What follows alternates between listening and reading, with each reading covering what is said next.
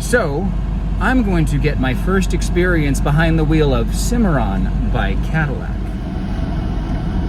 Alright, so I've gone ahead and started, so just, if you can basically see me, that's all we need to do. So as I was mentioning, this is my very first experience behind the wheel of a Cadillac Cimarron, and I'm extremely excited because these are a car that is very near and dear to my heart, and I think the heart of all Malaysians. So we've got 2.8 liters of throbbing 60-degree V6 power. We've got the AC on full blast because we're in Palm Springs and it's hotter than absolute blazes. And I gotta say, my first impressions in the parking lot, the steering feels very nicely weighted. Throttle response is good. And again, my real impression here is a well-weighted steering. The shifts are distinctive, and we just shifted up from first into second. But, she's very tight. Tilt down if you want. Oh yeah, I can tilt wheel. I know it's a GM, I know where everything is. And really, it's just a pleasant little car.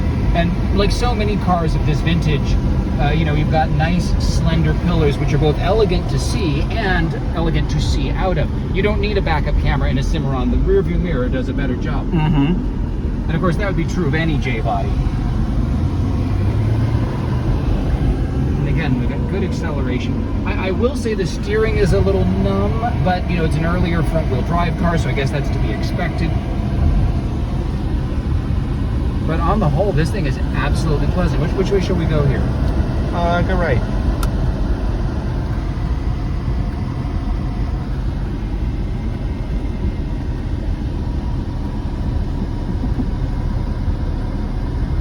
I like the flocked treatment on the A-pillar. Fun. Yeah, there's definitely a sporty aspect to the car, especially with the digital instrumentation. You might remember the ads where the driver had driving gloves in their Cimarron.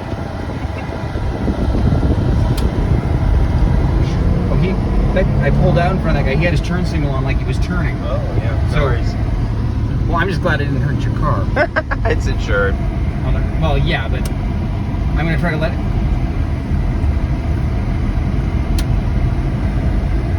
It's fine. Whatever. They haven't caught on to the fact that...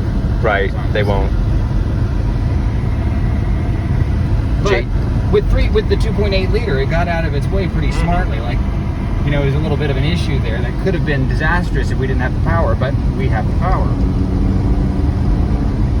Good, clean acceleration. The engine's got a nice note to it. It's subdued.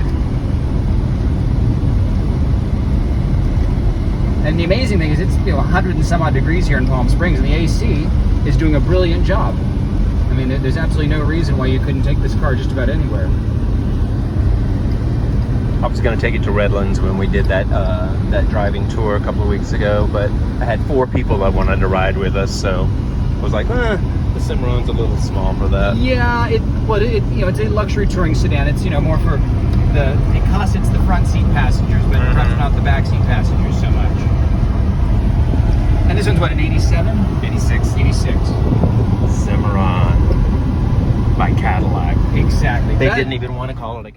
So the very brief and very impromptu road test video you watched was filmed yesterday in Palm Springs. I got on a plane last night at 11 p.m. California time, and now I'm back on the East Coast, and I'm finally I've got a little perspective to look back on my first drive of a Cadillac Cimarron, and for Malay's era enthusiasts, that's kind of that's a red letter day, because the Cimarron is such a poster child for the era.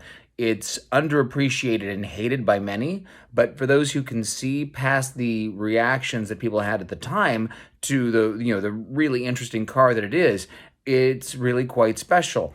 I was struck by several things. For one, the refinement of the drivetrain. The transmission shifted beautifully. The engine had a very sophisticated note. It's really a Chevrolet engine. It's a 2.8 liter multi-point injected V6 overhead valves and a 60-degree V-angle. And if I remember correctly, the one in the test is only a 3-speed automatic, but the shift points were really good. I mean, the gear ratios made the best of the engine's power band, and it was just a pleasant car to spend time in. It doesn't matter that it wasn't a BMW. It doesn't matter that maybe GM could have put a little more development money into a more sophisticated car. Cadillac division took the J body and they really did make something special out of it by the end of the day. It really is an enjoyable car. And being, such a trim size, you can place it on the road so easily.